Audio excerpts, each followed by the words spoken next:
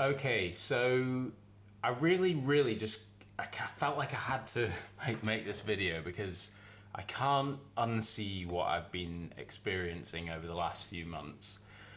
I mean, as a business, we've been working for the last 12 years on integrating vertically every different part of the kind of tech stack that a customer has to interface with within the kind of hospitality realm. And the reason for doing that, people might think, oh, they're just making this random thing and this other random thing and like loads of random things. But actually, we really want operators to be able to, well, have the tool set to be able to service customers. And if you kind of look around if you just look around any business that doesn't look like this, you'll kind of notice that the tech still feels like it was from, even the last generation. And so there's not really I don't think there's the imagination within the space to think like, what is possible when we've got all of these systems that are properly talking together? And I really wanted to show you when you add the gift of a large language model and the ability for it to take action, what it's able to do.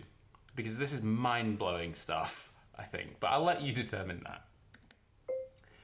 Hey, can you create a walk-in for Patrick and Joe right now on table 6 at Clover's? Okay. So this is like a fairly straightforward prompt. In order to satisfy this, it's going to need to fetch a list of venues, and then it's going to run through the kind of crate booking workflow. And what I've got on the right-hand side of my screen here is a live view of the day planner, which is connected up to this system via WebSockets.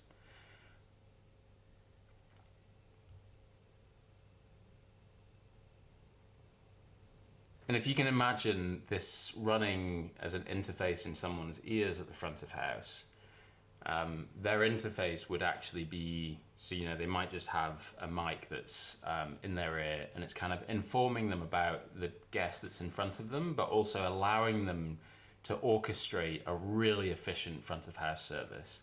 So fairly easy. You can see that it's created the walk-in there, which is obviously really nice, but let's say some of our friends come in. Loads of their friends have actually just come in. There's 8 more people. Can you actually give them table 5, 6, 7, 8, 9, and 10?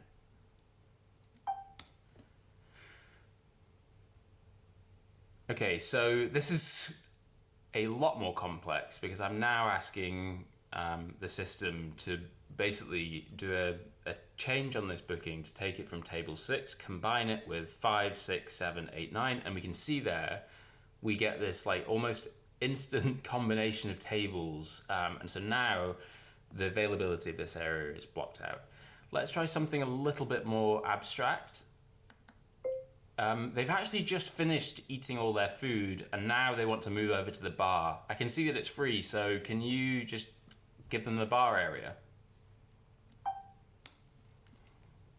Okay, so this is way more complex because it's now having to determine what I'm talking about when I say the bar area.